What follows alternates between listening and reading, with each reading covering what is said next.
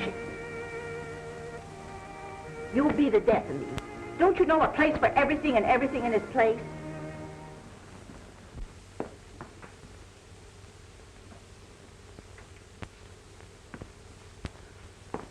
You forgot your platter, Mom.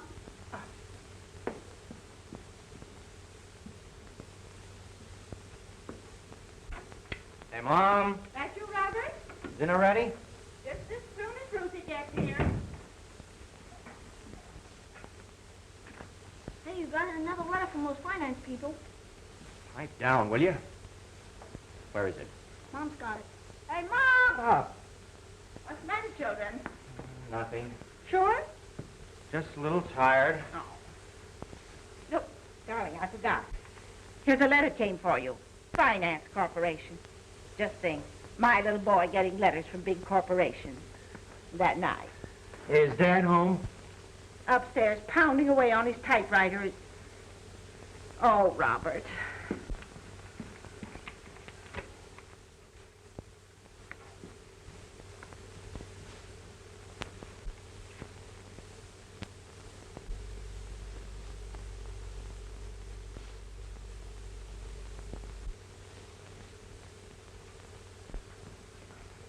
Your salad, Ma. Oh, yeah. Did Dad get his raise last night? No, he didn't. But I'm going to speak to him about it just as soon as he comes down to supper.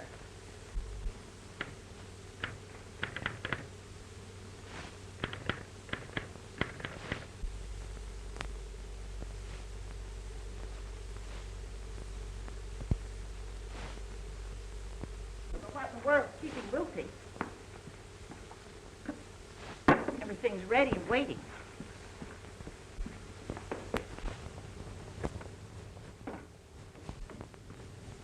Gary, it was grand. See you tonight. Maybe I'll, Shall I give you a buzz later? do that little thing. Bye. All right.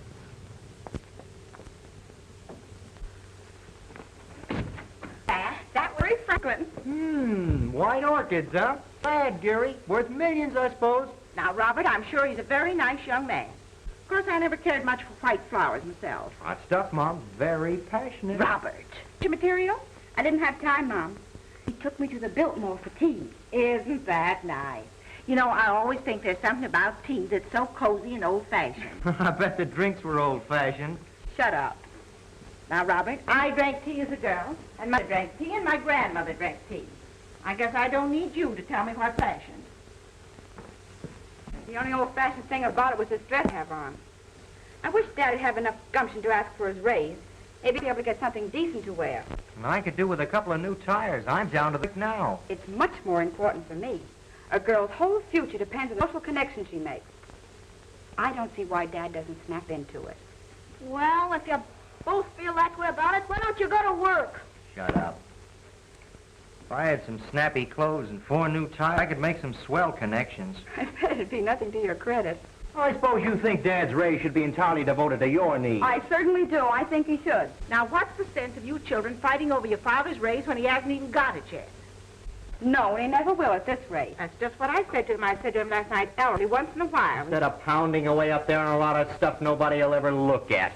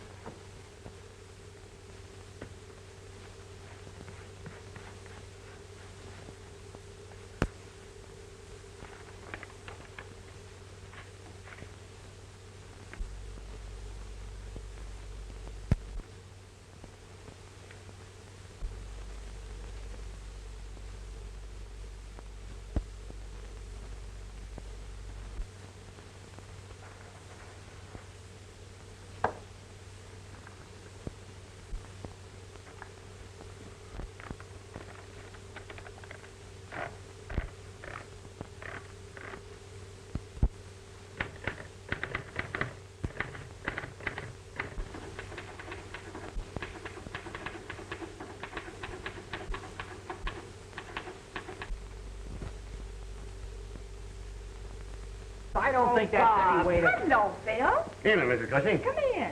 Hi. Hi, Phil. Hello, Ruth. Hello, Phil. Hiya, lad. I'm not breaking into a family conference here, I hope. Oh, no. Ruthie's been to the Biltmore to tea. Skip it, Mom. Well, that's where you said you were.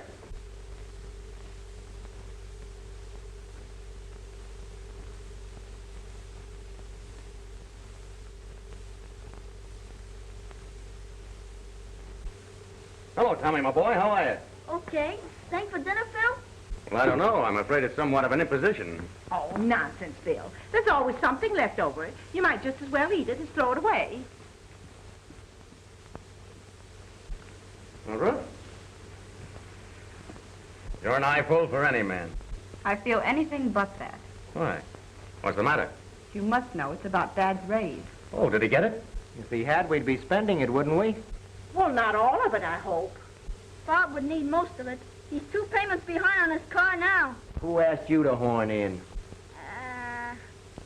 Why don't you sell it and let somebody else do the worrying? Well, I'd never have bought the thing if I hadn't counted on Dad's raise. If you'd taken that job Dad had Mr. Jefferson offer you, you'd be able to make the payments on the car yourself. Work for that man? I'd rather walk all the rest of my life. It's men like him that are plunging us into this vortex. He's a human monster, gorging himself with the country's goods, taking bread from the mouths of honest people. Now, Robert, don't be silly. Who's going to want bread that's been in somebody else's mouth?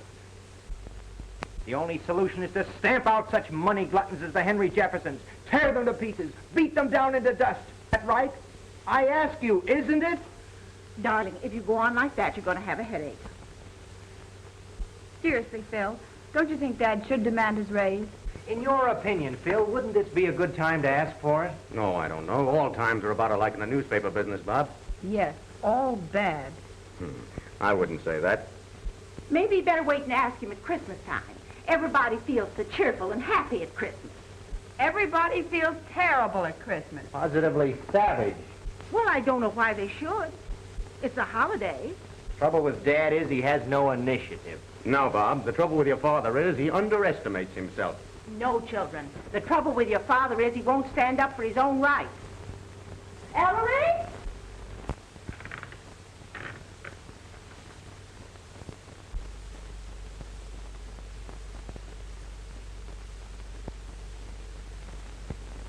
Ellery? Supper. Right away, Mother.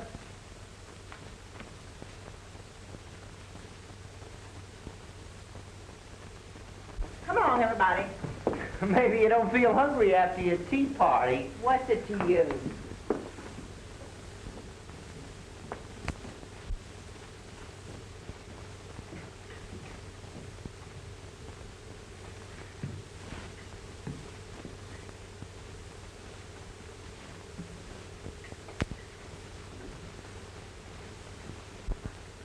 Oh, Dad, how's Trick? Fine, Sonny.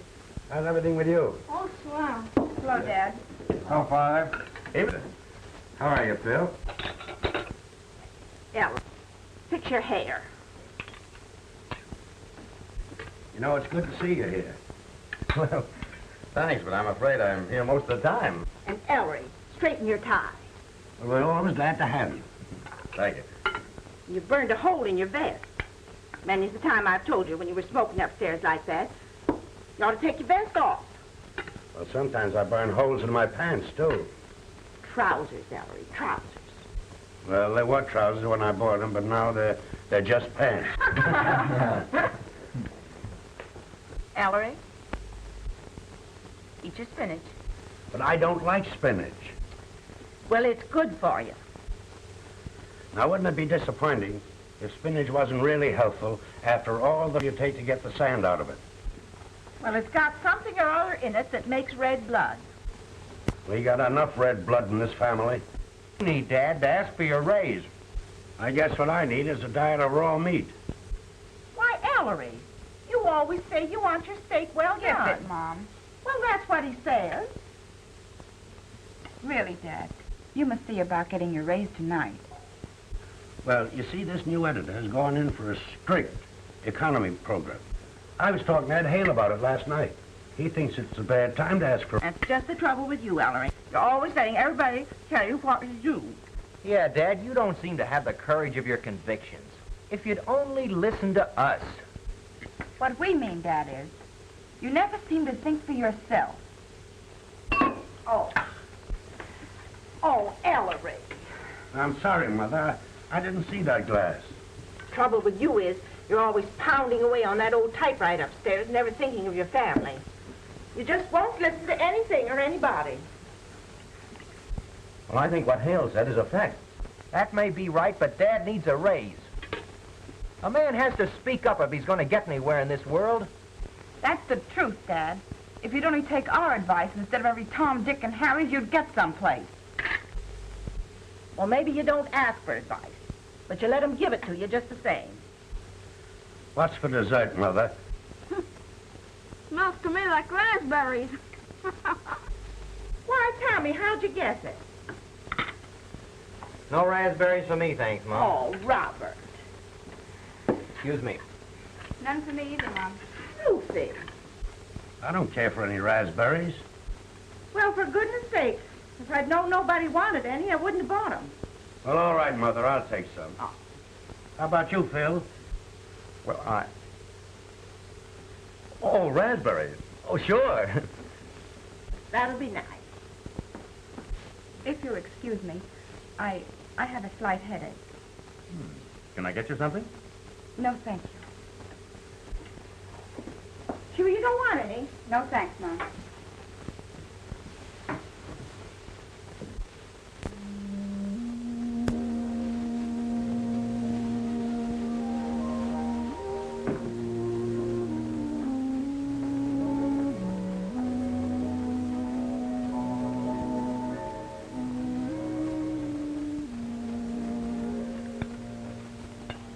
Would you excuse me, Mrs. Cushing?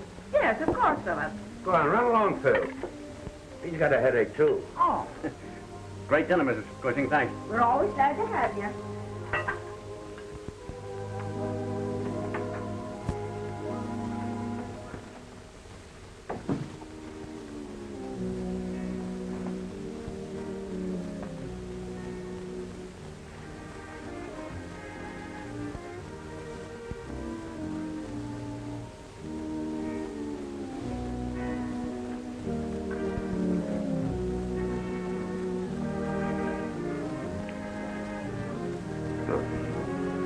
Kiss me. I did kiss you. No. I kissed you.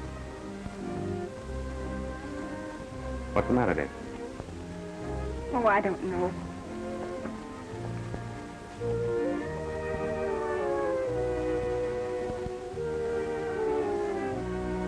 Can't you tell me? It's Dad. Dad? What's he done now? That's just the trouble. He goes on the same old way. It's maddening, Phil. Is that all? All. This eternal poverty. Poverty? I can't stand it any longer.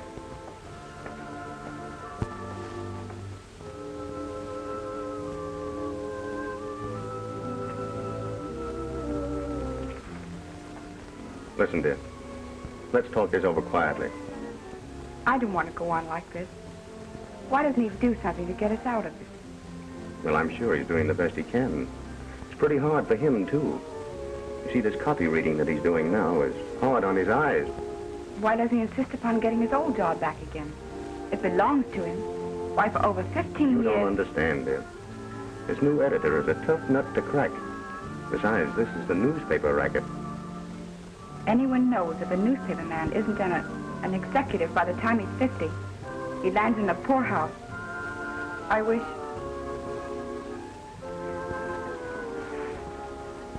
you and Dad would give it up. I couldn't. And I'm sure he wouldn't want to. A man can make a living at this game, providing he has what it takes. Of course, it doesn't always include orchids. And orchids mean a lot to him. Perhaps. But they're nothing but a bad smell when they get stale. You can always get fresh ones. Not always. I think I'd be willing to risk it, Phil. What do you mean? I mean,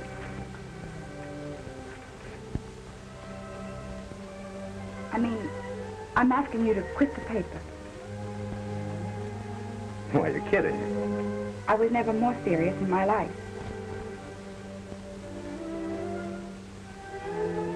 Not even for me. Listen, dear. It's the only business I know. It's my life. I love it. I couldn't give it up. You're sure you mean that? Absolutely.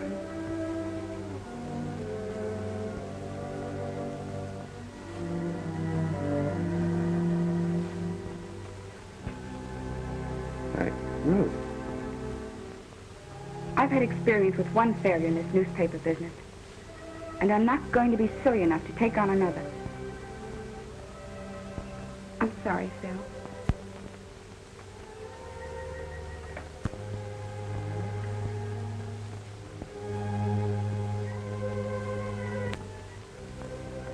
All set?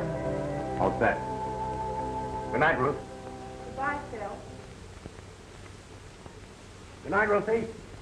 Come again, Phil. We always enjoy having you. Thank you, Mrs. Cushing. I enjoyed the dinner.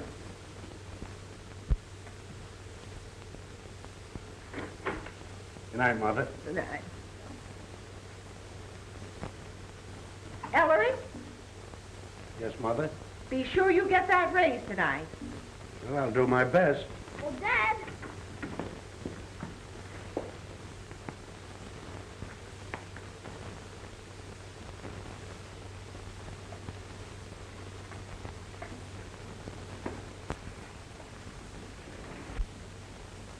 No, I won't forget, Mother. Bottle of magnesia. Yeah, sure, I'll bring it home with me. What? No, I haven't had a chance yet. Why, I haven't seen Flintley yet. No, I won't forget. So long, Mother.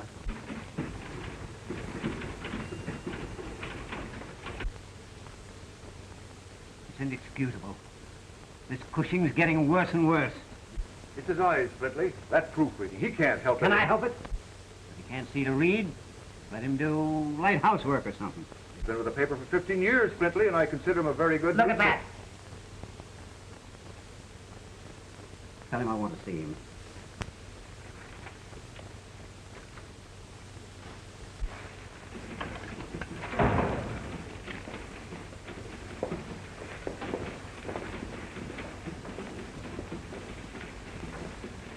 Oh, Hale. How's the wife getting on? Cushing, the old man wants to see you. Okay.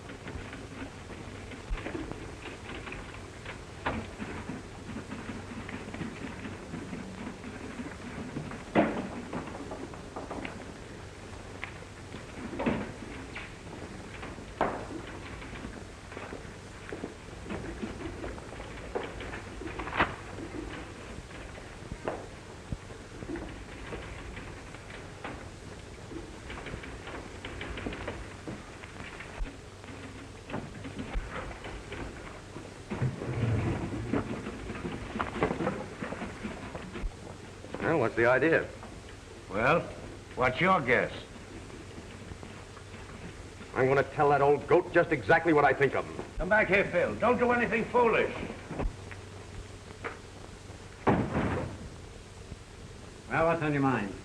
Flintley, ever since you took over this paper, I've wanted to tell you a thing or two. Listen, Sergeant. Now, wait a minute. You're on the listening end this time, and you're going to sit there and listen while I tell you. You're no newspaper man. You're nothing but a... What can you expect from a guy like Flintley? Gosh, Ellery, it's a tough break. Well, they can't all be good ones. Maybe I've had my day. Don't be an ass, Ellery. Flintley just doesn't know a good man when he sees one, that's all. The old man couldn't use these, I suppose. Well, he's had 'em over 3 weeks. I don't think he even looked at him. Now, hold on a minute, Stud. You'll do nothing. I'm quitting. I wouldn't stay on your filthy sheet if there wasn't another job in the whole United States of America. You can take my job and stick it in the ash can along with my compliments.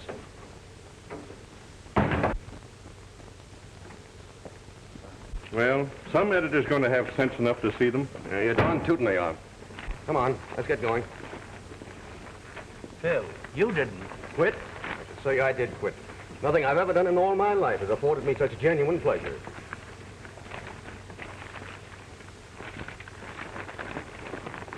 All right, let's go.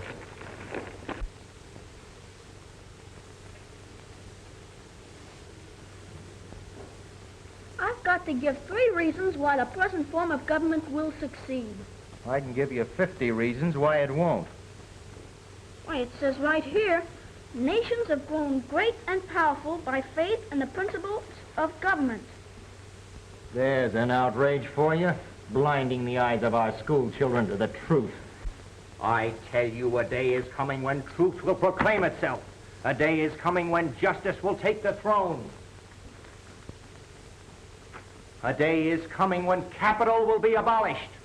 A day is coming when the workers will come into their own. The day of the Proletariat. The proletariat is at hand. When might will be right. Are you one? One what? A proletariat? Certainly.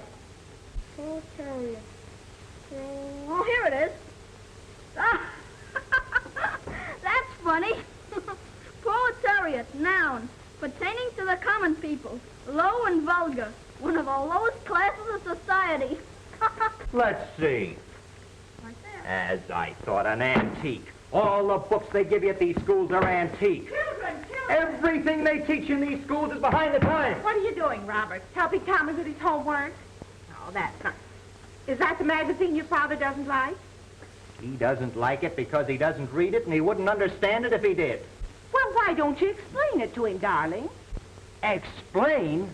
He doesn't want to understand it. He doesn't want his eyes open to the truth. He prefers to grope along blindly. Oh, that reminds me. I must tell him to get his glasses fixed. Come on now, drink your beer and forget all about that job you quit. Quit. Yes, understand, the job you quit. Say, Phil, can you picture me walking boldly into the bosom of my family and saying, listen, folks, I quit my job. Now, I ask you, Phil, can you picture that? Well, they don't have to know anything about it. That closing check will keep you for 2 weeks and leave the same time every night as if you were going to work. Now, what happens at the end of 2 weeks? Well, there are other papers in this town, you know. And by that time, we'll both have new jobs and no one will have to be the wiser. You know, it's great to be young and confident and in love. No, we won't go into that. Just carry on as if nothing had happened. Well, I can't lose anything by trying it, but if I take this junk home, Mother will get suspicious, so you help me get rid of these headline humors that nobody wants. What do you mean nobody wants? You mean to say you think you could do something with them? Something? Why, these are exactly what people want. Now, I'm going to be your manager. Thank you, Phil. And I'm going to make you the greatest humorist in America. No, in the world. In the world? Well, you know, Phil, the world goes round and round, so don't let it get you dizzy. As I was saying, when I so delightfully interrupted myself, who could possibly be hurt? You're not married, and I'm not married. So whose business is it what we do? Well, I never thought of things in just that way. I'll have to think it over. Thinking is something you mustn't ever do. Thinking ruins everything. Thinking is the wet blanket of romance. Well, good night. I must go in now, Gary. It's almost time for Daddy to come home. Okay, darling, if that's the way you feel about it. Gary, you'll call me tomorrow? Around 6. That'll be fine. Good night. Be a good girl.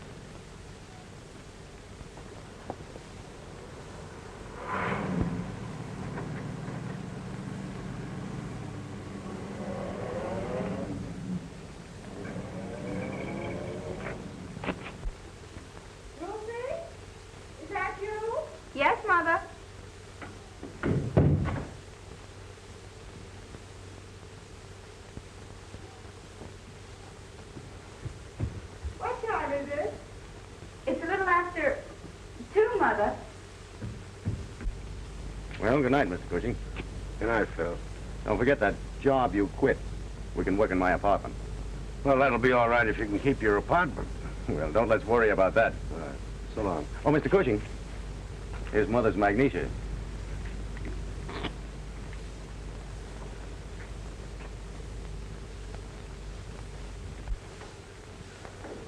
That you, Ellery? Yes, it's me, Mother.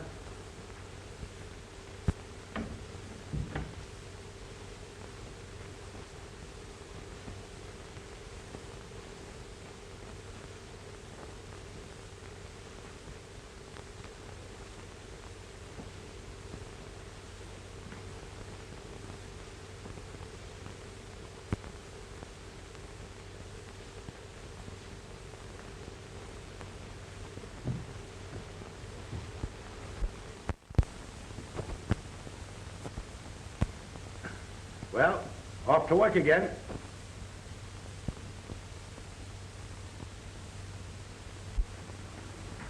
I'll be back at the usual time. A tough night ahead of me. Ellery?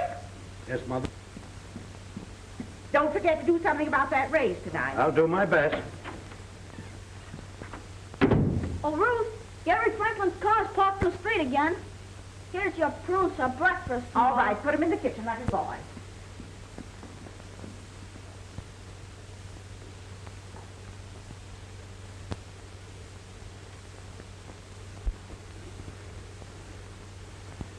Ruthie?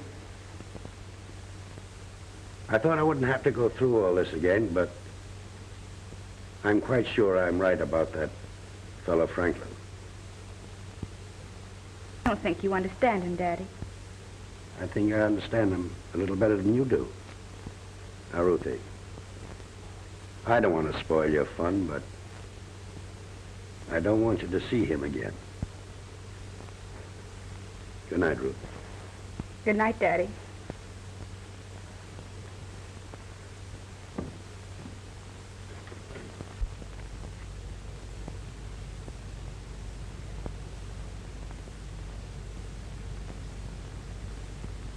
Your name's Franklin, isn't it? It is? Well, I thought it was to make it clear to you that I didn't want you to come around here anymore. Well, what's your objection to me, Mr. Cushing? Well, not an objection exactly, but I just got the kind of a notion that you and I don't think along the same lines. Might I ask why you should have such a notion? Well, for one, this car that you drive. And for another, the way you spend your time and your money. Okay by me, Mr. Cushing. Ruth's a swell girl and all that. There's a lot of swell girls around these days.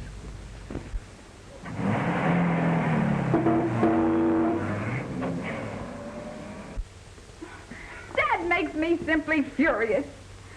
Well, of course, it never seems to occur to him that a daughter of his could marry a millionaire. It isn't that, Mother. Gary needs me. I'm reforming him. My goodness, he don't drink, does he? No, of course he doesn't. It's just that he's bitter. Bitter? Yes. He doesn't see any happiness in... What? In the future. Poor boy. It's probably because he didn't have a good mother. Gary's so proud. If Daddy's insulted him, he'll never get over it. He'll think I don't want to see him anymore, and he'll go away on one of those awful tramp schooners. Well, I should think with all his money, he'd want to take a good boat. Oh, Mother! Why don't you dictate and let me do the writing? Yeah, that'll be better.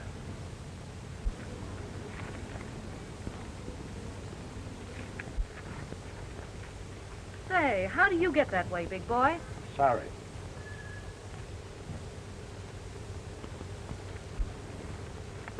What's the idea of making a pass at a lady? I didn't. No? Say, what are you two guys doing here on this bench every evening anyway? Well, you see, officer, it's this way. I want to hear this bird do the talking. Well, you see, my young friend here was unable to keep his apartment. Yeah? Why did they throw him out? Well, maybe because I couldn't pay my rent. Shut up, you. Go on. Give us the story. Well, believe it or not, officer, that bench there is our office. What kind of office? Well, you see, we're writing a column for a newspaper. What paper? Well, Just what I thought. From over at the labor hall. A couple of picket boys. Move on now, both of you. now, wait a minute, officer. Here's a sample of it.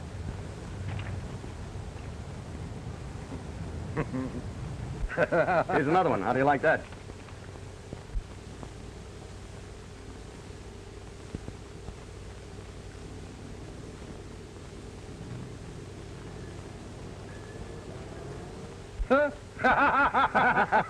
Show him some more. Well,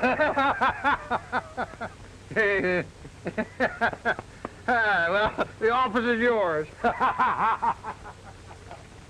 Well, that's encouraging anyway. Now, if we could only find an editor with a sense of humor. Well, 50,000 editors can't be wrong. Maybe it's us. Well, didn't you hear the cop laugh? Yes, but that was funnier than what he laughed at. Now, why do you say that? Now listen, Phil. Let's stop fooling ourselves. We're not trying to make policemen laugh. We're interested in editors. Now, wait a minute. I'm working on a new angle, and I guarantee that it'll bring home the bacon. Well, I always did like bacon.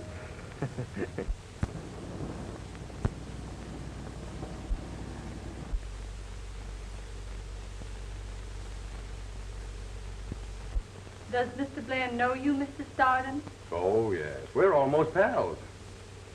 But what was it about, Mr. Stardon? Must I tell? Well, it's customary, Mr. Stardon. Well, just tell him it's starting from the News Record. Oh, was Mr. Blair expecting you, Mr. Stardon? Oh, he's expecting me. Thank you.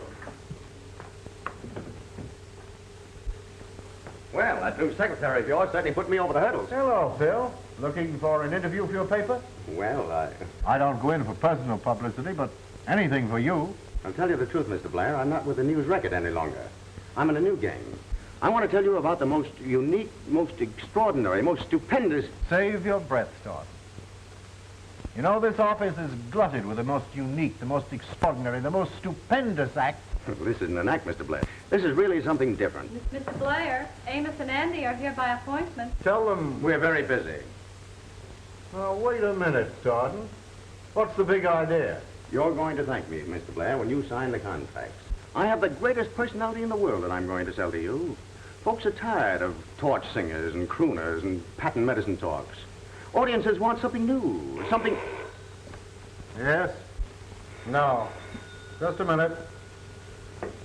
Hello? No. We can't use them. Yes? I've got to Now, stop. Mr. Blair's very busy right now. He can't talk to anyone for another hour or so. Yes, right. Now, look here, Stardon. You went far enough. No, this is just the beginning. Think of your father. Think of your grandfather. Why, this man Cushing is your father and grandfather all in one. Why, he's home, folks. He's the sort that sits on a nail keg in front of the old country store. Blair. Kate Smith. Will you give a fellow a break and go out and have some lunch? But I've already had my lunch. Well, go have some more. And, darling, while you're about it, will you tell the other pests to keep out, too? Now, look here, Stardon.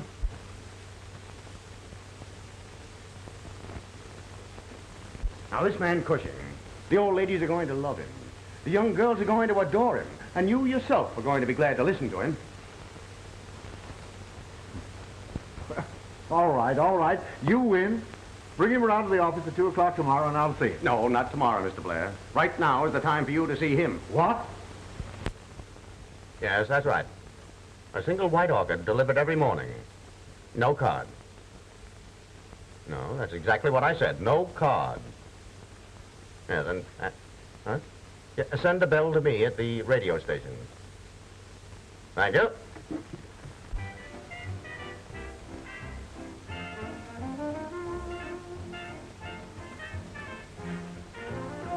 No card.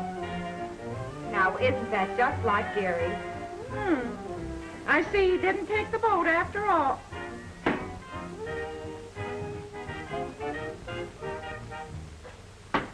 This is station KEY, presenting for the first time Uncle Dudley. Uncle Dudley will talk on subjects close to the hearts of the American people. Friends, This is your Uncle Dudley saying hello to you on an important day for men, Father's Day. It's remarkable that almost all the talking on the radio is done by men when you figure how little chance they get to talk at home.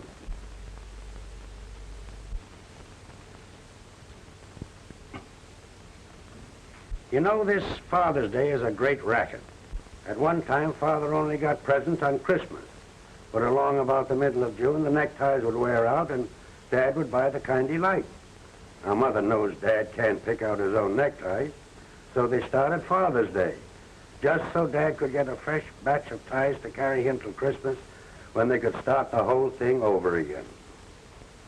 But we've heard enough about Father. Let's give a little thought to Mother. Mothers, why, bless them, there isn't one of them who gets half enough appreciation. That man gives the first sensible talk I ever heard over the radio.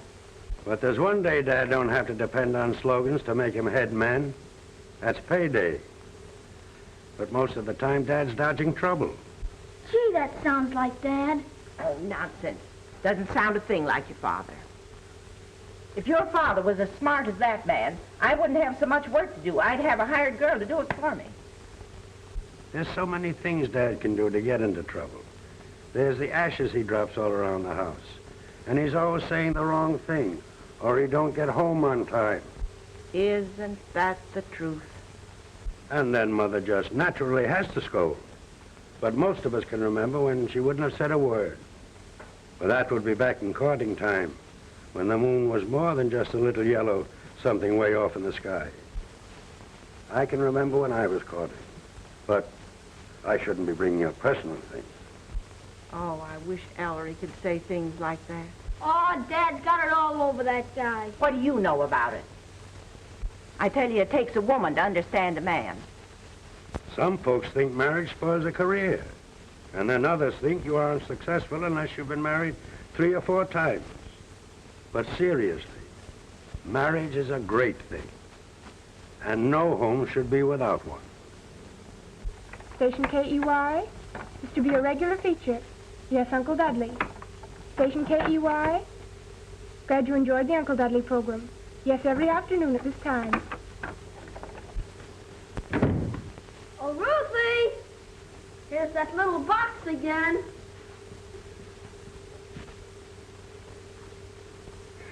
Thank you, Tommy.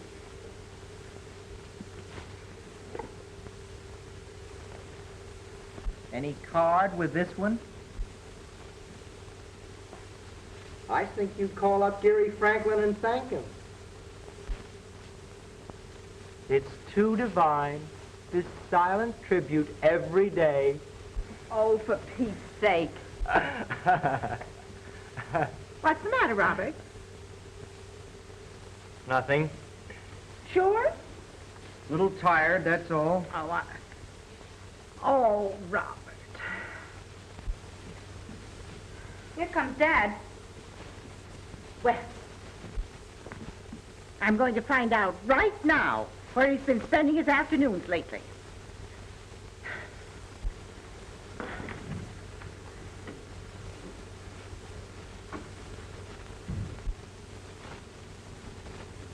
Hello, everybody.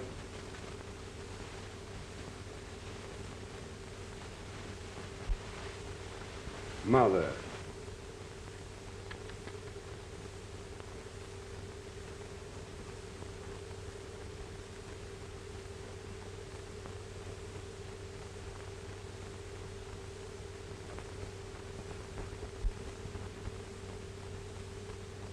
Hello, Dad. Hello, Tommy. Hello, Mother. I got my raise, $50. Ellery! Jumping mackerel. Well, it's about time. Oh, Daddy, I'm so happy. Now I can make those payments on my hat. How about a new suit, Dad? Now, wait a minute. If you think you're going to spend Dad's raise, you're mistaken. I need more clothes than he does, Dad. Is this 50 a weekly or a monthly raise? Mother, where do you see that new dress I have in my... Now, listen, Ruth, I don't think it's fair of you to talk about it. I'm the one that needs... Quiet! I'm thinking. But, Mother... Oh, Mom, now listen, is that right for her to act that way when I'm the one that really... Dad, you want to hear something funny? Huh? You want to hear something funny? I'd love to hear something funny. This being serious is getting me down. There's a man making speeches on the radio every day. And he sounds exactly like you. Is that supposed to be funny? Mom and Ruth don't think he sounds like you, but I do. Well, that's because they can't imagine anyone listening to me doing the talking. Or if you make speeches on the radio, everybody would listen. You think I'm pretty much all right, don't you, Tommy? Sure. You'd make a lot better cracks than this other gink. He ain't so hot. No? No, you'd be a lot funnier than him. And louder, maybe. Oh, Mom gets him on awful loud. So she can even hear him in the kitchen. Do you mean to tell me that your mother really listens to this fella? Sure. If anyone makes a noise, she gets awful mad. Yeah, well, I know that. She's awfully interested in him, and she believes every word he says. Say, Dad, what do you think this other fellow looks like? Well, he's about... Now, how should I know? Well, you know almost everything, don't you? Your mother don't think so. Oh, Dad, Ma's all right. You bet she's all right. And that's the way I always want you to feel about your mother. No matter how fond you are of me. Remember, Tommy, that your mother is your best friend. But us men have to stick together, don't we, Dad? Sure we do. I hope these slippers stick together. Dinner's ready. Come on, Dad.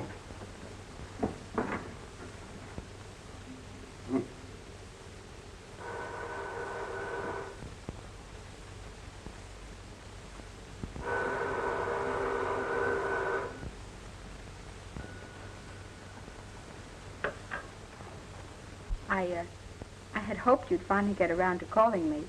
I was just waiting for you to come to your senses. How about it? How about what?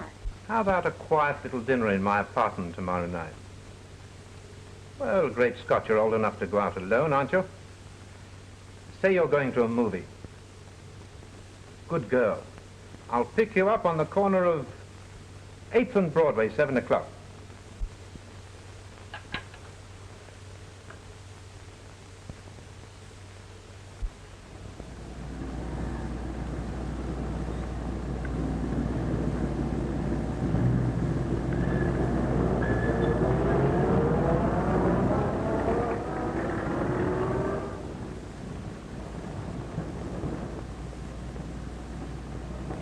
Well, what do you know about me running into you like this? Come on, I'll bow you home. Now, shall we take the bus or the streetcar? I was going to, A picture? Well, that's fine. I'll tell you what we'll do. We'll celebrate my raise. I'll take you to dinner, you know, nice dinner, no spinach and no raspberries. And then I'll take you to a show. But isn't Mother expecting you for dinner? Well, I'll phone her. Tell her we're dining out. I'll ring off quick so she can't answer me. Let me see. It isn't often, you know, that I get a chance to go out with any of my family. Well, we eat. Used to be an awful nice little French restaurant, but I remember where it was. Come on.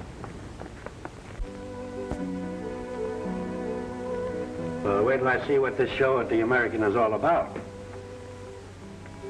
Here's a review of it. It seems to be all about a sweet young girl that ventures into the apartment of the rich playboy. With, you know, the usual result, disgrace, broken-hearted parents, and all that sort of thing. You know, it's a mystery to me how the movies can keep on telling the same old yarn over and over again. Girls nowadays are wise. They know all the answers. And these chaps with apartments, why, everybody knows. They get the decent girls only when they can give them a good enough sales talk. And when they can't, why, they just phone to one of the old standbys. And it's the old standbys that I feel sorry for. Poor little devils. They must have been worthy of respect sometime. So, that's a picture we don't want to see, do we? And now, young lady, I'm going to break down and take you to a real show. What do you know about that? Daddy, I think you're swell.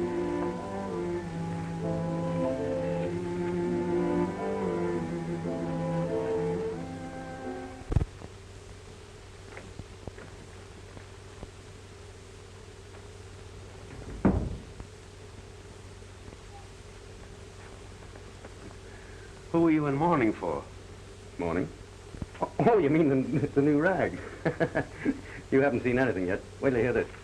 Why, our best terms for Uncle Dudley's syndicate feature, Peerless Press. Ah, and this one. Desire to effect arrangement for comic strip entitled Uncle Dudley. Also movie tie-up. Metropolitan Feature Syndicate. And the rest of them. Well? It looks as if we're going to have bacon for dinner. Sir, it won't be long now. Why, those things mean thousands. Well, take a bow, fella. You're the one that did it. You know better than that. And another thing. We won't have to work in the park any longer. Well, for a while, I'd feel safer working there.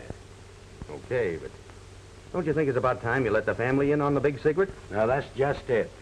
You think you know my family, but you don't. Why, the minute they knew, Bob would want to write my dialogue, Ruth would want to tell me how to say it, and Mother, God bless her, she'd want to dress me up, like you. Well, you're the doctor. I suppose Ruth never speaks of me? Don't you think later on that probably she'll think differently about things? Why, of course she will. All young girls have foolish notions, but in the end they generally come to their senses. That is, fine girls like Ruth. And wait till she gets a peek at you in that suit. Oh, wait a minute. I saw another one. A classy tweed, and it's going to look swell on you. Now, me. Don't be an idiot. I wouldn't dare go home with a new suit. Hello,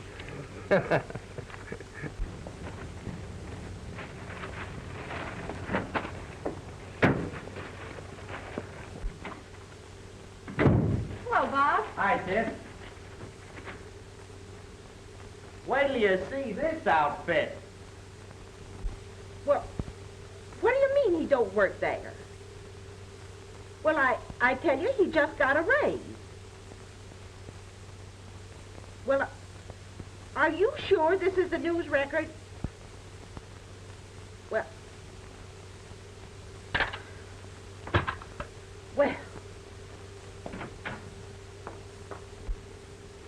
say, Ruthie, what do you think? I just telephoned the office. The man says your father doesn't work there anymore.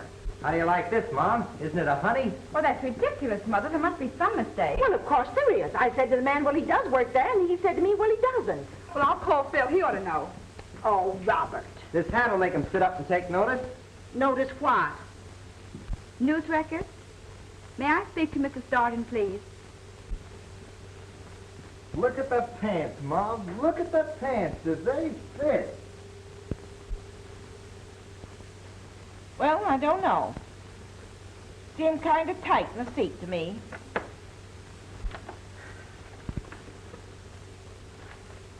Mother, Phil isn't there anymore either. What? And I called his apartment. He doesn't live there anymore. Lucy. What could those two be up to? Well, you never can tell. This screwy economic system forces lots of men into crime. You mean kidnapping? Racketeering? Yeah, something along those lines. Oh, my goodness. Your father never seemed to be that tight to me. It's a wonder Phil wouldn't tell me he was moving. Whenever men aren't where they should be, they're where they shouldn't be. With women. Robert.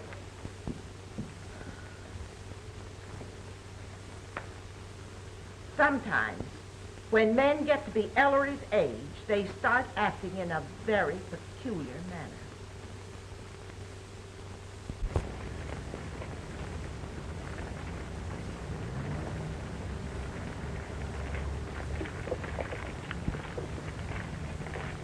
Say, what's going on over there?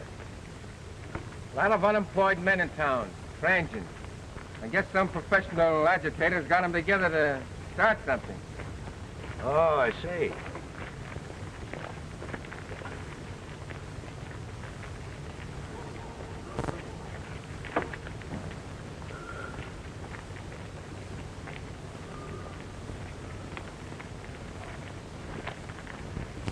And now, comrades, we have a young worker with us tonight who has a very important message for you. Quiet, please.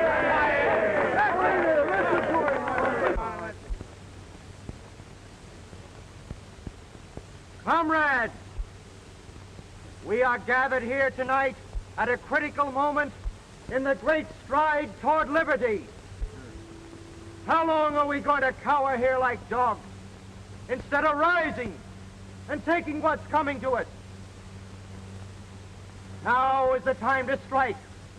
Now, tonight, throw off the yoke of tyranny. Start marching. Right now, on the City Hall.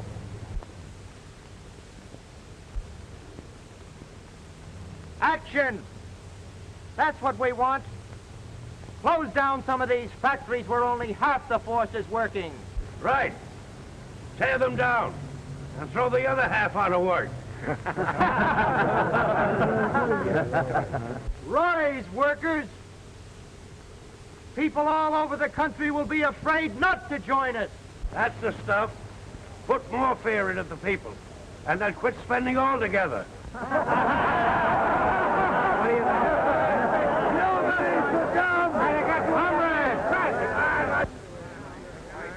We've taken oppression. We've taken depression. What more are they going to ask us to take? Why don't you take a walk? All right. If you people want a vaudeville show, maybe a friend out there can give it to you. Maybe he can at that.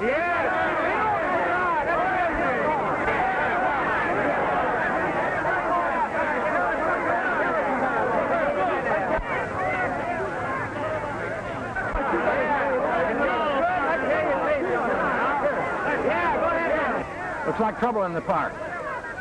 Better send the riot squad over right away.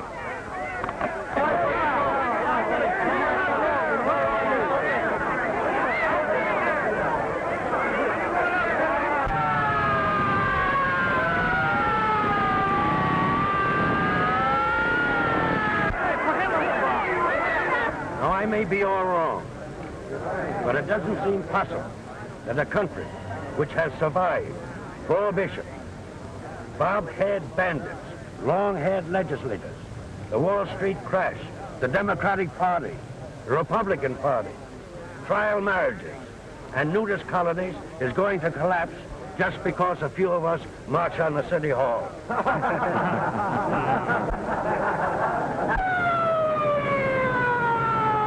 We asked our country for a new deal, and we got it. We asked our country for a reemployment program, and we got it. We asked for a home loan and the farmer's relief, and we got it. That's it. He's on it.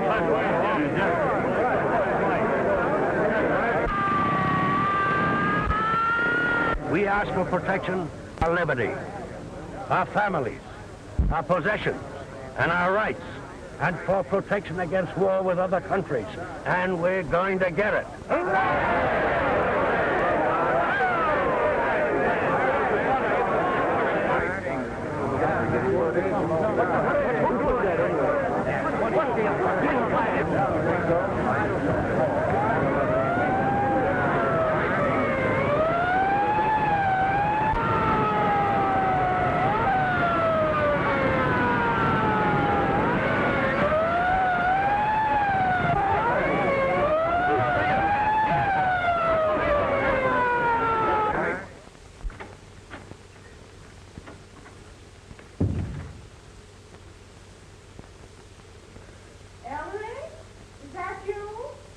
No, it's me, Mom.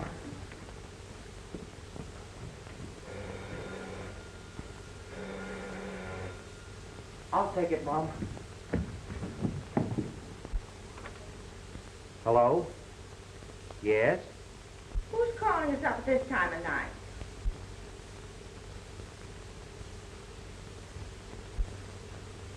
Robert, what is it?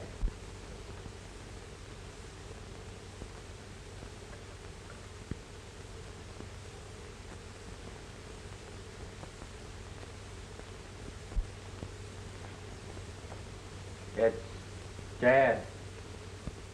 Well, what does he want?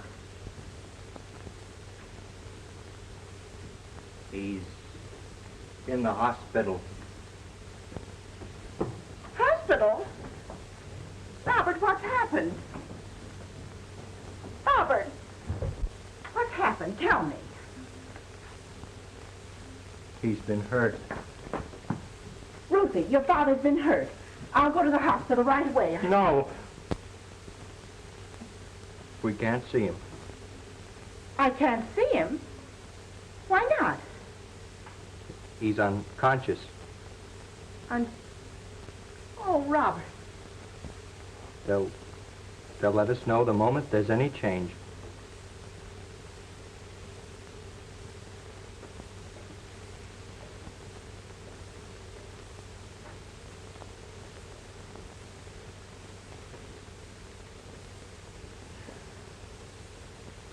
It's all my fault. Station KEY. Uncle Dudley is at the Good Samaritan Hospital. You're welcome. Station KEY. No, madam, Uncle Dudley wasn't killed. Station KEY. Uncle Dudley is improving.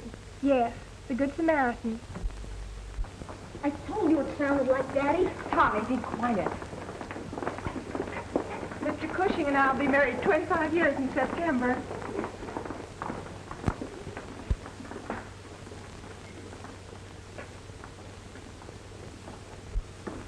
Hello, Pop. Hello, Tommy. How's Trix? Oh, slow, Daddy. Hello, Ruth. Ellery. No, Mama dear. Don't cry. I'm all right. You sure? Sure. Oh, my. Hello, son.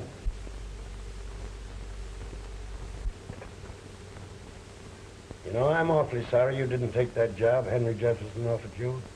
He's a fine man. I know, Dad. I'll drop around and see if that job's still open.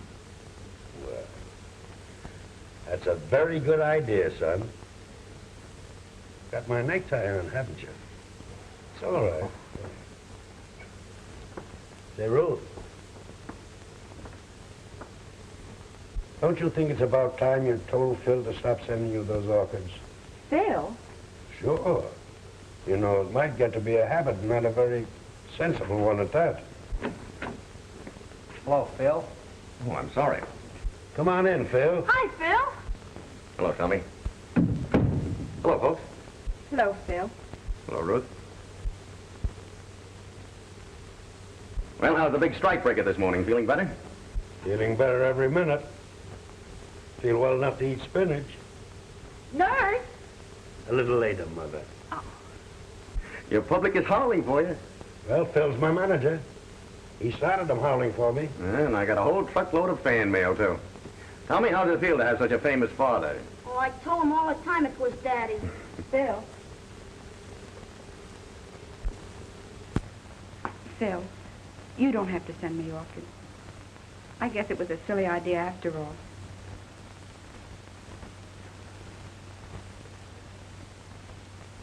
Didn't I always tell you, Mother? If you bring your children up right, nobody can knock the props from under them. I think I'll make that my next radio talk. Oh, nonsense, Ellery. What you want to talk about? Whose hotel? Talk about foreign travel. Maybe you'll get a Children, break off. keep quiet. Ellery, you must talk about fashions for men. We've got something especially nice for you today, Mr. Cushing. What? Raspberries.